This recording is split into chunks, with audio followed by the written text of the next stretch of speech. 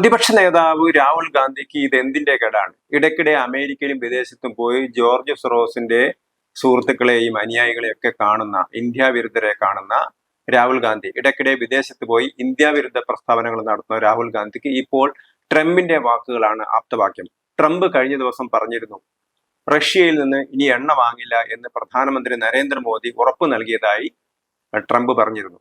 ട്രംപിന്റെ വാക്ക് കേട്ട ഉടനെ അത് ആപ്തവാക്യമാക്കിയെടുത്ത് കേന്ദ്ര സർക്കാരിനോട് വിശദീകരണം ചോദിക്കുകയും കേന്ദ്ര സർക്കാരിനെതിരെ വിമർശനം നടത്തുകയാണ് ആര് ചെയ്തിരിക്കുന്നത്? രാഹുൽ ഗാന്ധി ചെയ്തിരിക്കുന്നത്. അപ്പൊ ഒരു വിദേശത്തെ ഒരു ഭരണാധികാരി പറയുന്ന സമയത്ത് തന്റെ നാടിന്റെ പ്രതികരണം എന്താണ്, തന്റെ നാട്ടിലെ ഭരണാധികാരികളുടെ പ്രതികരണം എന്താണ് എന്നൊന്നും കേൾക്കാൻ സാവകാശം അല്ലെങ്കിൽ ക്ഷമയില്ലാതെയാണ് രാഹുൽ ഗാന്ധി പ്രതികരിക്കുന്നത്. സത്യത്തിൽ അമേരിക്കൻ പ്രസിഡന്റിനുള്ള ശക്തമായ മറുപടി ഇന്ത്യ കൊടുത്തിരുന്നു. കാരണം ഇന്ത്യ പറഞ്ഞത് ഊർജവുമായി ബന്ധപ്പെട്ട വസ്തുക്കൾ, അതായത് എണ്ണയൊക്കെ വിദേശത്ത് നിന്ന് ഇറക്കുമതി ചെയ്യുന്ന സമയത്ത് രാജ്യത്തിന്റെ താല്പര്യങ്ങൾ നോക്കി മാത്രമേ നമ്മൾ ഇത് ചെയ്യൂ എന്ന് വളരെ വ്യക്തമായിട്ട് പറഞ്ഞിട്ടുണ്ട്. കാരണം പലതവണ ട്രംപ് ഇന്ത്യക്കെതിരായിട്ടുള്ള അല്ലെങ്കിൽ ഇന്ത്യ പഹൽഗാം ഭീകരാക്രമണത്തിന് ശേഷം പിന്നീട് നടന്ന ഓപ്പറേഷൻ സിന്ദൂർ നിർത്താനൊക്കെ ഞങ്ങളാണ് മധ്യസ്ഥം വഹിച്ചതെന്നൊക്കെ പലതവണ പറഞ്ഞിട്ടുണ്ട്. ആ സമയത്തൊക്കെ നമ്മൾ നിഷേധിക്കുകയും ചെയ്തിട്ടുണ്ട്. അതേപോലെ ട്രംപ് ഇത്തവണയും ഒരു കാര്യം പറയുന്നു, നമ്മളത് കാര്യമായിട്ട് തന്നെ നിഷേധിക്കുകയും ചെയ്തിട്ടുണ്ട്. നമ്മൾ പറഞ്ഞു നമ്മുടെ രാജ്യത്തിന്റെ താല്പര്യത്തിനനുസരിച്ച് മാത്രമേ ഇറക്കുമതിയും കയറ്റുമതിയും ഒക്കെ ചെയ്യുന്നുള്ളൂ എന്ന് വളരെ വ്യക്തമായിട്ട് പറഞ്ഞതാണ്. അപ്പം